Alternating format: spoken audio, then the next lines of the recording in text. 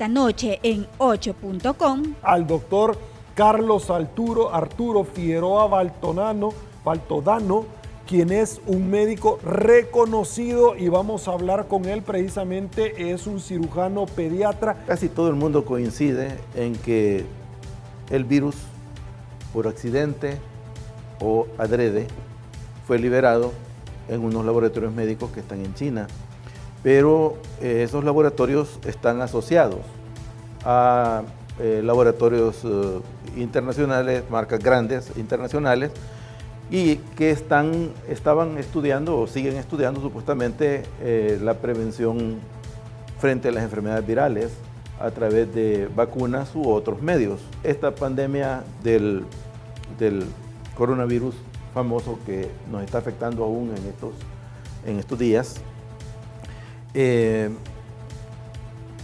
ha sido increíble la rapidez en que los laboratorios lograron desarrollar vacunas que no son vacunas en el sentido estricto de la palabra como nosotros siempre lo entendimos, que eran productos derivados de los virus o de las bacterias y que en una forma atenuada eran aplicadas a las personas, y eso hacía que el cuerpo reaccionara frente a esas proteínas que eran parte del microbio, y eso hacía de que uno tuviera defensas contra el microbio. Muchas otras enfermedades hemos tenido de las vacunas tradicionales que la vacuna no protege exactamente, completamente contra la enfermedad, pero evita que la enfermedad le dé grave. Por ejemplo, hace muchos años, y creo que todos nosotros tenemos cicatrices de BCG, que nos aplican recién nacidos. La vacuna la BCG, que es contra la tuberculosis, no nos protege de la tuberculosis en sí completamente, pero nos protege de las formas más graves de tuberculosis, como la tuberculosis del meningea, ¿verdad? Que es mortal o incapacitante. Meningitis, que conoce meningitis tuberculosa, okay. Porque meningitis hay un montón de factores que pueden dar. Esa modalidad se va a la cabeza. La tuberculosis está en el cerebro o en las meninges, que son las membranas que cubren el cerebro, y eso produce incapacidades severas. Se ha demostrado a través de tanto años de aplicar la BCG que las personas protegidas por la BCG no desarrollan las formas graves de tuberculosis, aunque pueden tal vez tener episodios de tuberculosis pulmonar que es tratable con medicamentos y que es curable. De modo pues que más o menos en ese sentido están actuando estas nuevas vacunas. Algunas modifican el RNA mensajero y llegan a la célula, la engañan y ponen como un taponcito donde después el virus del coronavirus ya no puede entrar al núcleo de la célula y ya no puede reproducirse, y así evitan la situación. Pero lo que están haciendo es, estas vacunas, evitando los casos graves, o sea que lo que están haciendo es disminuyendo la cantidad de personas que van a estar en la unidad de cuidados intensivos por esta enfermedad, no necesariamente disminuyendo los casos de personas infectadas por coronavirus, que como todos nosotros sabemos, el coronavirus, como muchos otros virus, como el virus de la influenza, es un virus que afecta a ciertas personas de manera grave, y la gran mayoría a veces ni cuenta se da que ha pasado el virus por él, y que resulta en una inmunidad natural. Por ejemplo, con la gripe común. La gripe común, cuando comenzó esta epidemia del coronavirus, yo pensé que esto iba a ser peor que la gripe común, porque la gripe común normalmente en años anteriores mataba más o menos, creo que 5.000 personas al año en todo el mundo. Que se puede degenerar en una neumonía. Que podía en una neumonía o en una inmunodepresión que hace de que otra bacteria u otro puede virus, ingresar, ¿verdad? Y ya no hay defensa contra ella, y entonces las personas fallecen. Y yo pensé que esto, como ser un virus nuevo, iba a ser el doble, pero no, ha sido increíblemente mucho más grande la mortalidad del virus del SARS-CoV que el de la gripe común. Ahora, la diferencia conceptual, doctor, si me equivoco me corrige, es el grado que tiene o la capacidad de transmisión. Ese ha sido básicamente lo problemático, la degeneración de este virus, porque si planteamos nosotros otros casos en el pasado, como el ébola, por ejemplo, que tuvo una mortalidad mayor, pero la capacidad que éste tiene en poderse transmitir sobre superficies que con el simple hecho de poderlo tocar o hablar y transmitirlo en 1,50 m, porque va evolucionando y la información día a día que se va teniendo parece que nos va informando de algo que era completamente extraño. Es decir, el elemento distintivo de con relación a otros es la capacidad que tiene y la velocidad en transmisión, ¿cierto? Vean ustedes, todos estos virus, como el gripe, comparando el virus común de la gripe con este virus, ¿verdad? Con el SARS, con el SARS-19. Comparando estos virus, todos estos virus necesitan entrar por las mucosas generalmente de la cara, ¿verdad? Todos.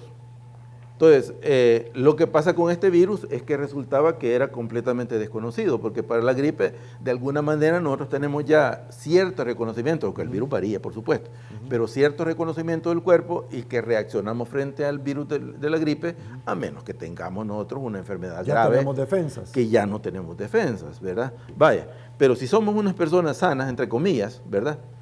Funcionales, nuestro cuerpo debería defendernos contra el virus de la gripe y pasarnos como una enfermedad, puede ser moderada, grave, pero sin fallecer. Mientras que este virus, que es completamente distinto por la forma en cómo entra al núcleo, era completamente también desconocido para el cuerpo. Entonces nadie tiene defensas para este virus. Y ahí es el escándalo. Entonces, pero ¿cómo se transmite, verdad? Yo creo de que la clave es no tocarse la cara, ni los ojos, ni la boca, ni la nariz con las manos sucias. Hay que lavarse las manos frecuentemente, hay que lavarse la cara con agua y con jabón, hay que usar mascarilla, porque se transmite por gotas de saliva. Y algunos hablando tiramos saliva, no necesitamos estornudar. Claro. De modo que es fácil la transmisión. Ahora, al principio hubo como una histeria, de modo que todos andábamos, por ejemplo, se ha comprobado últimamente que estas bandejas con cloro o lo que le pongan a los cojines para que uno las suelas, eso no tiene casi sentido, o sea, porque el virus en el suelo no sobrevive. No sobrevive. No, es en el aire, o sea, yo hablo, estornudo enfrente de usted, o me he tocado la nariz, lo saludo, y usted se toca la suya y ya se le pasó, pero inmediatamente, porque aún en las manos o en la cara, el virus no sobrevive por demasiado tiempo.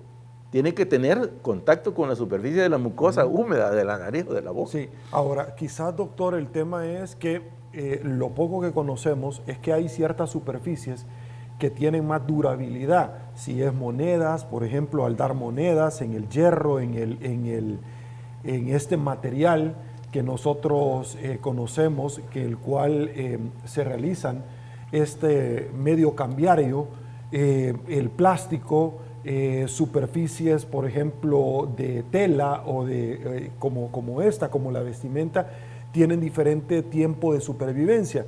Pero si usted lo puede traer en el suelo, lo toma porque alguien estornudó, quedó en el suelo, y si la suela de su zapato lo puede llevar hasta su casa, de pronto los niños que andan gateando o un perrito, no sé, de pronto no viene por ahí la lógica. Sí, pero de todas maneras, este es un virus que se pasa por el aire, por gotas de saliva o por estornudos enfrente de usted, ¿verdad? O porque yo estornudo, me tapo con la mano, lo toco a usted y en un espacio de tiempo corto usted también se toca la nariz o la boca o los ojos y ahí sí se transmite. Pero el virus no sobrevive demasiado en las superficies inertes, como la ropa, la mesa, el metal o el cristal. No sobrevive demasiado allí. O sea, ¿cuánto es no demasiado? Este virus está en estudio, pero póngale que quizás en el cristal, digamos, el moco que cayó allí, porque es moco, ¿verdad? Se seca, digamos, en 15 minutos. En 15 minutos usted puede tocar ahí y no le pasa nada. Okay. O sea, estamos hablando de que tiene que ser, por eso lo más importante ahorita y lo que no va a parar por bastante tiempo es el uso de la mascarilla. Incluso en las últimas recomendaciones que se están dando en los Estados Unidos, por ejemplo, que personas que ya recibieron las 2 dosis de la vacuna, porque recuerden que esta vacuna que estamos nosotros recibiendo aquí es de 2 dosis, ¿verdad? Solo Mead Johnson tiene una vacuna que solo es de una sola dosis. ¿Cuál es la diferencia para determinar si es una o son 2, doctor? El fabricante. Pero ¿en qué reside? Es decir, son de menor cantidad, el fabricante dice, no, con una sola dosis puede, o el otro de no, acuerdo a los se experimentos. lo voy a dosificar para que el cuerpo vaya en la generando segunda. este tipo de anticuerpos. Esa es la Es diferencia. parte de la fábrica. Ya depende de los criterios del fabricante. Ok. Es decir, él sabe, si el fabricante, como Johnson & Johnson, por ejemplo, que es el único que está con dosis única, Sí. se atreve a decirle a la gente que con una dosis tiene suficiente inmunidad, hay que creerle. Ok. Ahora, algunos experimentos con otras vacunas, incluyendo, por ejemplo, Pfizer, han descubierto de que hay buena inmunidad con una sola dosis, pero siguen recomendando que por Las seguridad se pongan las dos. Ahora, si uno está vacunado, siempre puede contraer la enfermedad, pero tal vez no le dé la enfermedad grave como con la tuberculosis. Mortalmente. No le dé la mortal, tal vez. Porque si uno está anciano, con las defensas bajas, Hipertenso. tiene cáncer, Azúcar en la sangre. tiene cáncer, Obeso. ¿verdad? Todas esas Son situaciones. factores de riesgo, claro. Claro, entonces, aunque usted esté vacunado, todavía puede ser que tenga una enfermedad grave. Ahora, en los países europeos hay mucho más ancianos que aquí. El porcentaje, la pirámide poblacional, ¿verdad? Sí, se dice la población longeva. ¿verdad? Entonces, hay más viejitos que jóvenes. ¿verdad? No es como aquí que hay más... está invertida la pirámide. bye. Entonces, habiendo tanto anciano que ha sido mantenido artificialmente saludable, entre comillas, o por lo menos funcional, la mortalidad es mucho mayor. Por otra parte, digamos, hay ciertas cosas que se han traído a cuenta, porque como es una enfermedad nueva, todo el mundo anda hablando de una cosa y de otra. Es que, por lo menos, científicamente, por lo menos hay dos líneas grandes de dónde viene la raza humana. Y una, el eslabón perdido, viene siendo el hombre de Cro-Magnon, de las montañas de Francia, ¿verdad? Y el otro es digamos, el Homo sapiens de África. No recuerdo el nombre exactamente ahorita, llamamos Neandertal. Siempre lo mejor en 8.com.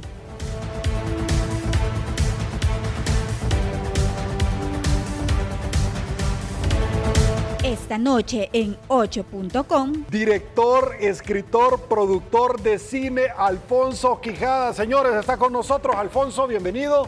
A los 7, 8 años me fui del país y Ok. no regresé hasta creo que mis 24, 25 ¿Te años. fuiste del país a dónde? Del Salvador fuimos a Costa Rica, Ok. y vivimos en Costa Rica, de Costa Rica después a Nicaragua, Ok. y después de Nicaragua estuvimos 6 años en La Habana, Cuba. Buenísimo. Pura vida, Mike. Ahí empezaron. Cuba Listo. fue una locura. Salí de Cuba de los 15 años, después a México, por eso para mí Cuba fue elemental para mi crecimiento, porque el nivel de estudios que Cuba tenía comparado con Latinoamérica eran tan altos, que cuando salí de Cuba y llegué a México, era tan diferente. Yo entraba al grado 10 y era como que el nivel de grado 5. Era superior. El nivel de México era grado 5, que unos niveles altos comparativamente con, no sé si es una palabra, pero bueno, me van a perdonar, a veces creo palabras así que son Tranquilo, inglés, no se español, preocupe, yo sé. porque entramos ahí con sabor de todo. Yo comencé como actor originalmente. Estudié en Londres, después de estudiar un poco en Londres. Bueno, salí de Vancouver de una escuela de teatro muy grande donde gané mejor actor en 1991. Después de ganar mejor actor en Vancouver, fuimos y ganamos otro premio en la provincia británica, que es la que cubre donde está Vancouver, ¿no? De ahí me dieron una beca a una escuela de teatro donde fui a estudié en esos tiempos con Devon Sawa, Ryan Reynolds, que Ryan Reynolds Sí, es correcto. ahora pues Ryan Reynolds. Claro. Cuando regreso a Vancouver, termino trabajando con Johnny Depp en una serie que se llama 21 Jump Street. Y eso de ahí comenzó un proceso ya de casi mínimo de 20 años, entre 10 a 20 años, porque esos 10 años específicos fueron un crecimiento loco en cine, trabajando en X-Men 2, trabajando en muchas series donde yo era el coestrella o venía como el guest appearance, o el que hacía como una apariencia de especial en ciertos episodios, pero al mismo tiempo películas como G. Savior, yo era la estrella de la película, como la película Death Game, El Juego de la Muerte, donde yo era la estrella de la película. Entonces termino haciendo muchas películas como estrella o como coestrella o como guest stars en series de televisión.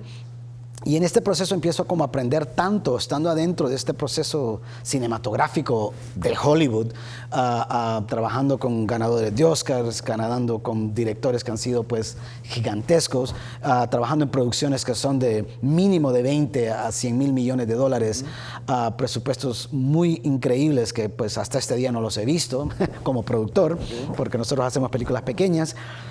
Pero el proceso de entender el cine, estar adentro del cine, me empezó como a picar el amor a escribir. Y como mi padre es un escritor, yo creo que de ahí vino esa necesidad de empezar a escribir, ser guionista.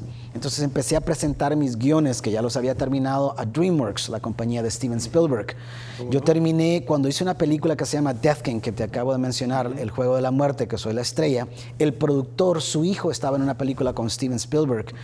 Y me terminó presentando al cabeza, a la persona que es Head of Development, la persona que estaba encargada de desarrollo para DreamWorks. Entonces, esa persona, Eric Handler, que era el que estaba encargado de escoger los proyectos que Steven Spielberg iba a escoger después, se convirtió en muy buen amigo mío. Le dije, mira, tengo guiones, quiero presentártelos. Y me dijo, preséntalos. Los presenté. Y típicamente en Hollywood tú mandas un guión y si no les gusta nunca te responden. Pero en este caso, a mí me respondieron que no eran las películas que querían. Entonces yo decepcionado decía, pero me respondieron diciéndome que no, y llamo a Eric, le digo, Eric, ¿qué onda? ¿No quieren las películas? Me dice, ¿te respondieron? Me digo, sí, ¿qué te dijeron? Que pues que estoy muy bien, que voy en el camino correcto, pero que no son. Me dice, Alfonso, ¿sabes lo raro que es eso? Me dice, estás en el paso correcto, me dice. Aquí a nadie, de repente, por tu primera película que se llama una spec script, le dicen, viene y lo agarran. Es rarísimo que pase.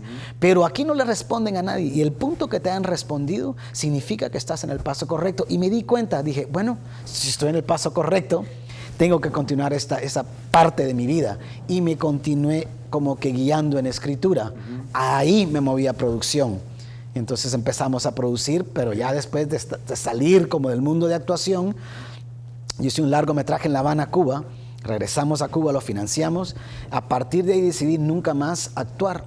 Ya no quería, el proceso de actuación, no es que me aburrió, pero es que sentía como que el proceso de producir te da tanto control, te da tanta habilidad de poder decidir dónde y cómo vas. Y como actor, tú estás dispuesto literalmente estás constantemente viendo quién te va a contratar, si haces un casting bueno, si no haces. Entonces es un proceso que aunque me gustaba y me encantaba, y el proceso de actuación, créeme, lo amé en las maneras que no te puedes imaginar. Me hice dinero a morir, hice mucho dinero, cual me dio mucho dinero para abrir mis compañías, cual me dio mucho dinero para poder comenzar a estudiar más, a meterme directamente al mundo de producir, porque no te puedes meter en un mundo de producir si no tienes los fondos. Claro. Entonces, actuación me dio ese punto. Entonces, de desarrollo, de habilidad de poder decir voy a continuar haciendo esto, pero ya en una decisión completa de no querer actuar después de tener 70 películas y series de televisión y comerciales gigantes. ¿Cómo das ese paso? ¿No te dio miedo? Hemos visto, por ejemplo, a Mel Gibson, ahora productor, por mencionar unos que fueron directores. Ya te voy a hacer otra pregunta que para mí es importante también.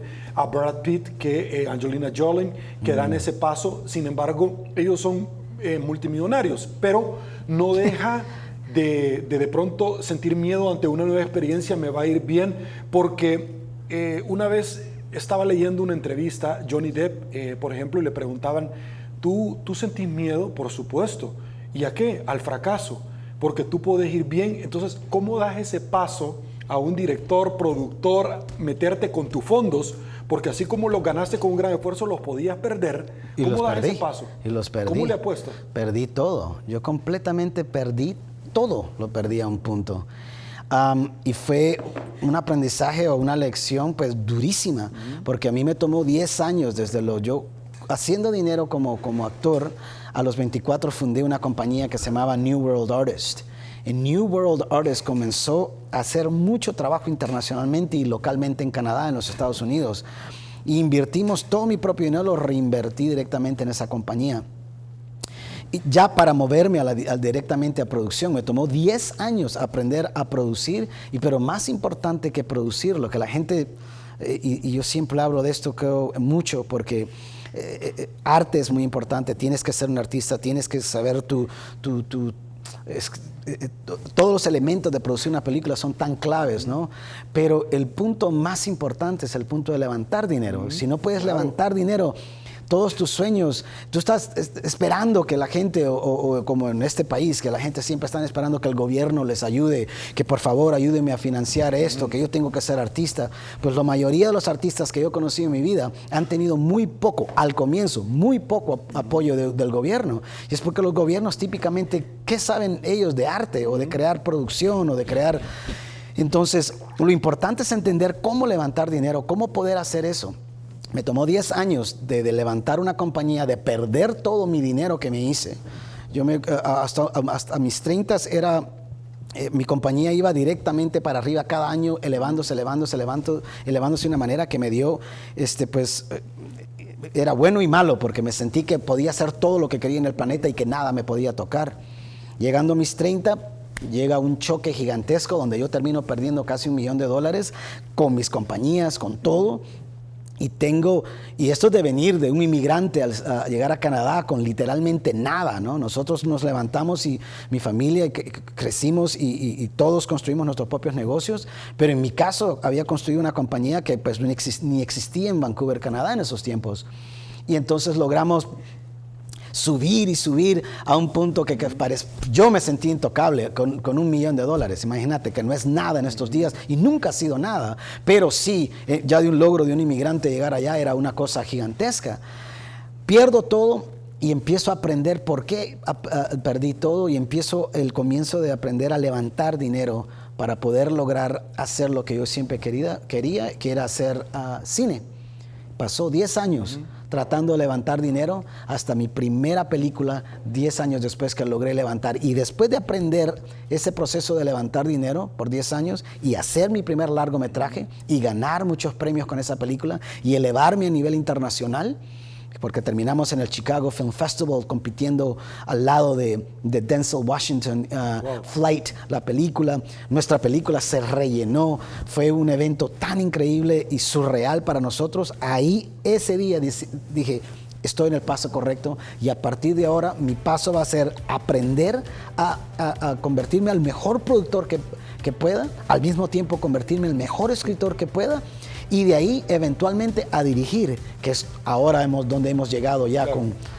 Ahora, el tema de esto, de la Universidad de la Vida, de la cual tú has tenido y que yo he tenido, no es cuántas veces tú le pegues al éxito, es cuántas veces te caes y te vuelves a levantar. Siempre lo mejor en análisis en 8.com.